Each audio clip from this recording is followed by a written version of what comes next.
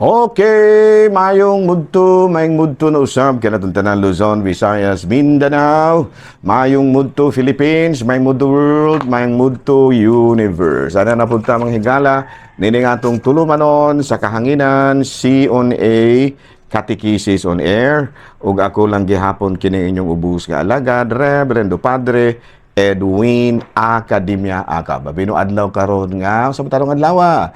Biyernes, o sa tarong pitsa ha. Pitsa 15 na, wala nagilain pang ugma nga moabot para magsugod na ta sa Misa Novena. Ay, salamat sa Dios. So, tabang mugampo ha kay matud pas pag-asa mga higala, no? Sa pag-asa, Philippine Atmospheric Geophysical Astronomical Services Administration. No? May mutayas kaya ako ng higala, no? Philippine Atmospheric Geophysical Astronomical Services Administration, pag-asa. Doon na pa kuno'y duha ka bagyo. We still have 2 more tropical cyclones nga moigo diri sa atua sa Bisabit dito sa Pilipinas. So muna nga kuan ra ta kanang ampo ra gid ta ha. Pugong spulso ba. Hinoon karong adlaw sigon sa akong nakita sa gawas. May man, init man kaayo, buti pasabot nga, murag mayong tempo.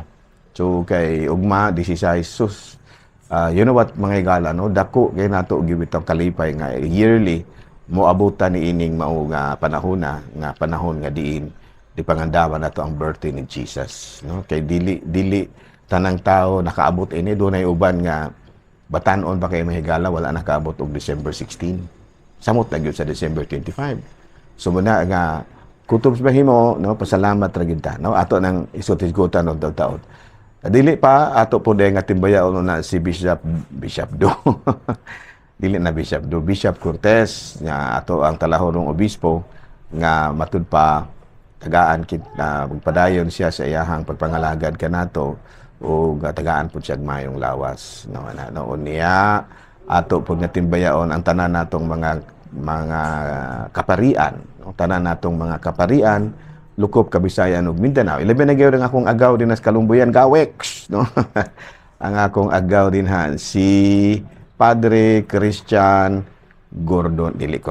Christian Durango, no? Ang among apuhan, nako ang among pinaka-apuhan gyud ba, pinaka-source duha ka buok na si Lolo Pedro ug si Lola Kulasa. No, muna nga siya sa side ni Lola Kulasa, ako sa side ni Lolo Pedro. They are only 2, no? Two nga anak sa ilahang ginikana man ako kay ilang mga pangalan. Murag Unopre ba to or whatever. Unya duha na ka anak si Pedro ug si Kulasa. Ako sa side ko ni Pedro, si Padre kining Christian Durango sa side ni Lola Kulasa. No, klaro? Muna kami kuan gid we came from the same roots. Usa gyud na among gagikan mga dugong bughaw. Pero kini sila mga katsila ni sila mga higala kay may dugo man ni silang katsila sa side sa mga Bumidyano. Mga Isturko, Bumidyano, ingon yan. Nahala padayon ta mga higala sa atua nga mga pulahaton ni ining kamuntuhon ug padayon kita sa atong pagtimbaya kaninyo tanan. Wala una kita karoy kuan ha, CBCP News kay medyo bisi-bisi ko gamay kay 15 na ba ya, no? Ari lang una kita sa Saint of the Day. Right no nga atong Saint of the Day karon bisan og walay nangutana aron madali ta sa datog akong mga Saint of the Day mga higala ha. Di ara siguro mao siguro ni bago ko og dara akong Saint of the Day mahigala, no? Ang atong Saint of the Day karon secondary sa akong listahan. Uy, ano sa kani siya? Up.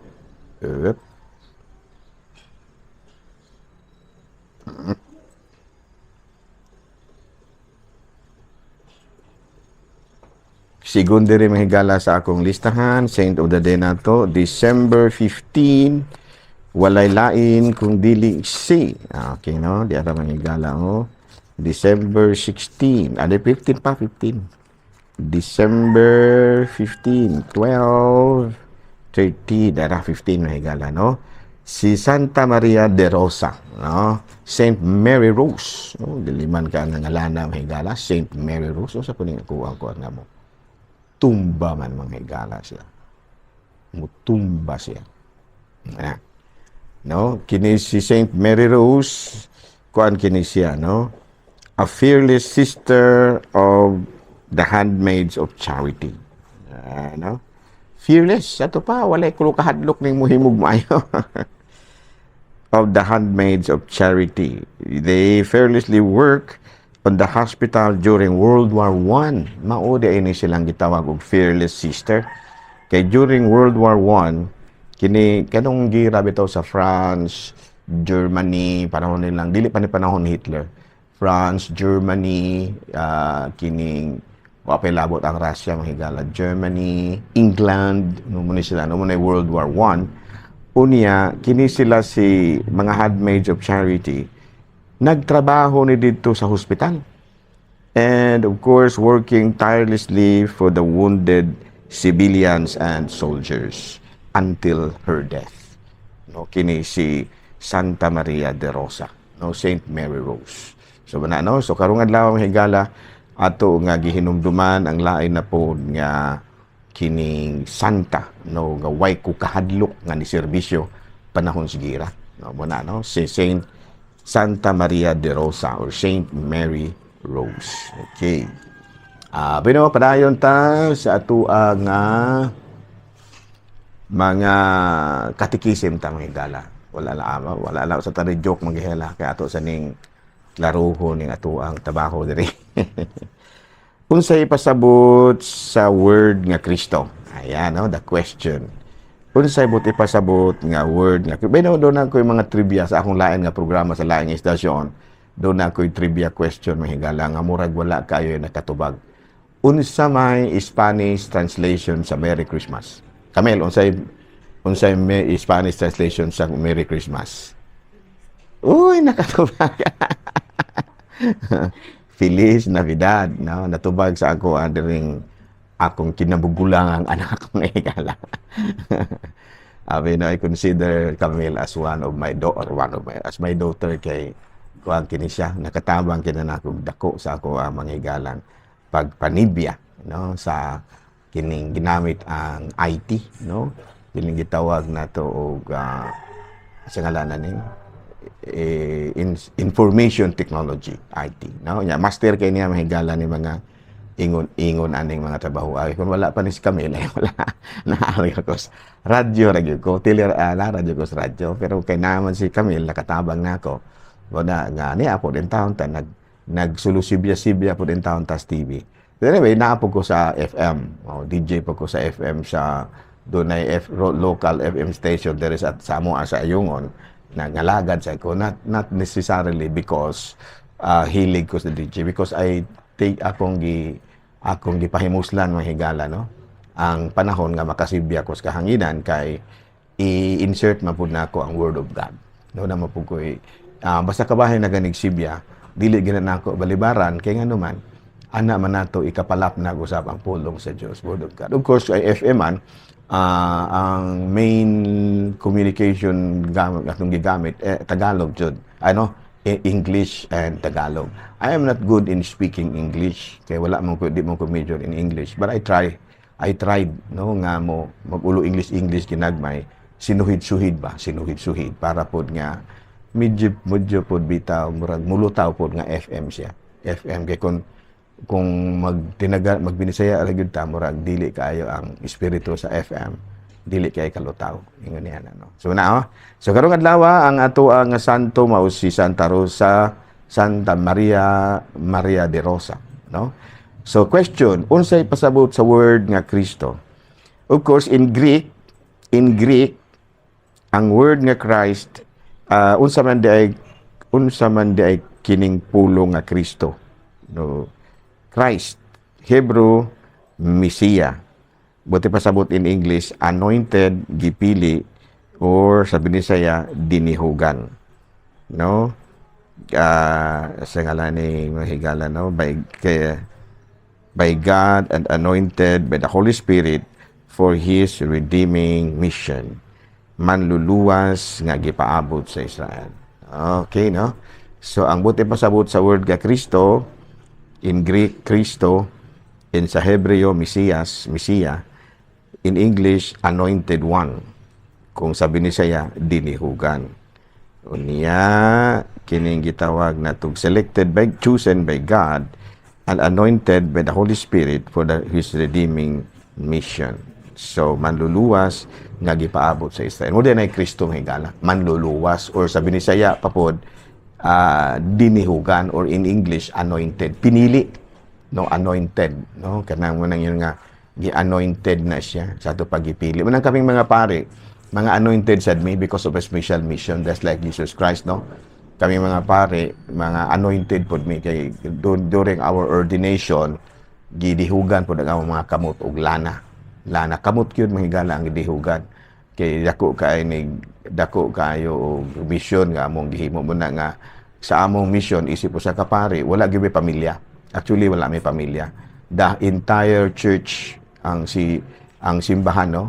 Ang simbahan nga mao si Kristo, mao ang amo ang kapikas mga among asawa mo na nga ang mga tao magtawag ka namo og padre tungod kay matud palagi nahimo ming amahan sa ilahang pagtuo. So, nahimo ming mga gitawag nato og mga dinihugan aron nga maoy mo mutabang, no, sa pagsangyaw sa pagtulon ani Kristo. Ganyan, no. So muna nga karong adlaw atong gipasabot kun unsa kining Kristo, Jesus Christ. Jesus ang manluluwas. Muna gitawag tong Hesus Kristo. Jesus ang manluluwas. Manluluwas or the anointed, gipili. So unsa man ang pagtulon nato mga higala nga makuha gikan sa word nga Kristo. Pinili, no, pinili kita. No, kita mga dinihugan. By the way, kita na dinihugan ba ta? Kamo, kita tanan. When we were baptized, we were anointed. No, ang ako pare man kuno ang naagi na chrism, no, kana bitang gamito na mo nga lana alang sa pagbutang iduhig sa inyong mga alimpulo mo na gitawag natong chrism, no, or krisma kan sa mo na nga ato gyud na nga kuanon atong hunahuna nga kita mga pinili usab. We are also anointed just like Jesus Christ. So na, no? So mo ginay hinungdan nga kita pod isip mga Kristiyanos, mga sakop ni Kristo. I-anoint pod ta, bunyagan kita, limpyuhan kita pinaagi sa tubig sa bunyag ug i-anoint pod ta pinaagi sa krisma. No, buti pasabot nga kuanon ta ba kanang tagitagaan tagtahas just like Jesus Christ. Muna nga kita isip mga Kristiyanos, doon na gitay tahas. Noon sa ganit atong tahas, nga mutabang kang Kristo, nga maluwas ang katawhan. Mo na ito yung pinakadako kayong tahas. No? Kaya mo na tahas ni Kristo, nga maluwas ang katawhan. So muna, no? So muna nga, sa atong kinabuhi ba, kanang mga sumusunod man ta ni Kristo lagi, no? Nga importante kaayo alang kanato, nga masayod kita, nga kita mga pinili. Anointed, no, anointed by the Holy Spirit pinaagi sa krisma. Unya duna jud tay gitawag nato og tahas, no, nga makatabang kita kay Kristo sa pagsangyaw sa iyahang pagtulunan. So muna nga siguro sa atong pagka-Kristiyanos, kamo no, ako kay pare man ko magsasangyaw man ko, kamo sa inyong pagka-Kristiyanos usag gyud sa inyong tahas isip mga dinihugan or mga anointed, maugyod ang pagdala sa pulong sa Dios ngadto sa katawo, pagtudlo, no, pagtudlo sa pulong sa Dios ngadto sa katawhan, dili lamang sa pulong kung dili diha sa buhat. Mo ginay pinaka-importante. We all need the guidance of the Holy Spirit, no, muna nga maminaw kita sa pulong sa Dios aron makalihok ang gasa sa Espiritu Santo diri kanato. O muna, no, nga karong Pasko naman lagi, no, hapit ugma 16 na ugma. Muna'y usa sa ato ang angay nga hunahunaon. Nga kita mga dinihugan o malipayon kita. Malipayon kita nga musunod sa pagtulon ani Kristo. Another topic mga higala, no? What is the role of Mary in our salvation? Uy, kay ugma mga higala, no? Doon na gyud may circular nga ang among mga misa ugma votive masses gyud para kang Mama Mary. So muna nga siguro usa sa mga angay natong hisgut-hisgutan ginagmay mao gyud ang papel sa atong mahal nga birhen sa atong kaluwasan. Birhen. Ko ana siya. Bisaya kaya pagka-pronounce ng gala. Birhen. Ano? Actually, ang pag-pronounce ana in Latin is birhen. Ano? Ang mahal nga birhen. Kay Ayman. So, gahi na siya. Nya letter E, ubos na siya. Birhen. Dili, birhen. Mahal nga birhen, no? Ang papel gyud, number one rule of Mama Mary for our salvation is to set a good example of what is to be a good Christian. Una yung number one, no? To set a good example of what it is to be a good Christian. Number one gina, no? Nga si Mama Mary nahimo siyang basihan kung unsaon di ay nga magpuyo kita isip usa ka maayong Kristiyano. Ito, number one, ano makaingon man tani ana, she taught us to follow Jesus. Gituduan kita niya nga musunod kita kang Kristo. Mukha na iyang gisulti dito sa kasal sa Cana. No, sa Juan Kapitulo 2, versikulo 5, niingon siya. Kuniya, giingnan ni Jesus ang iyang mga sulugoon. No? Giingnan ni Maria ang mga sulugoon. Buhata ninyo, bisag unsa iyang isugo kaninyo. Kung sabihin ko pasabot ni Mama Mary, unsa isugo ni Jesus. No, pabuhat kid nato. Number two, na makaingon kita nga nahimo siyang good example of what it is to be a good Christian. She set a good example of offering oneself to God. No? Sa ito pa, nahimo si Mama Mary, dako kayong papel si Mama Mary sa kaluwasan atong katawhan. Nga naman, tungod kay nahimo siyang pinagkamaayong sanglitanan. Na pinagkamaayong sanglitanan sa paghalad ngadto sa kaugalingon ngadto sa Dios. In English, she set a good example of offering oneself to God. Nahitabo ka na niadto nga nagipahibalo siya sa Anghel Gabriel, no? Niingon si Anghel Gabriel, miingon, mahimo ka nga inahan sa Dios. Sa Lucas Kapitulo 31, versikulo 38, miingon si Mama Mary, suluguon ako sa Dios, mahitabuon ta kanako ang imong gisulti. Ug mibiya ang anghel kaniya. Sa to pa, gihimo ni Mama Mary ang iyang kaugalingon nga pinakaihimplo sa paghalad sa Dios ngadto sa ang paghalad sa kaugalingon ngadto sa Dios. Ug number 3, nangamuyo siya alang sa atong kaluwasan, no? Sa Juan Kapitulo 2, versikulo 3, sa dahutdan na silag bino, ang inahan ni Jesus, miingon kaniya, wala na sila'y bino. See? Nangamuyo si Mama Mary alang sa kaluwasan nato. So muna nga, ang papel di ay ni Mama Mary alang sa atong kaluwasan is number 1, she taught us to follow Jesus. Number 2, she set a good example of offering oneself to God. Number 3, nangamuyo siya alang kanato. Muna nga, si Mama Mary, dako gid ay kayog papel alang sa ato ang kaluwasan. Okay, no? Din na lang una kita kuto ng higala ha. Ayaw mag-away din na ha. Kay kuan na ba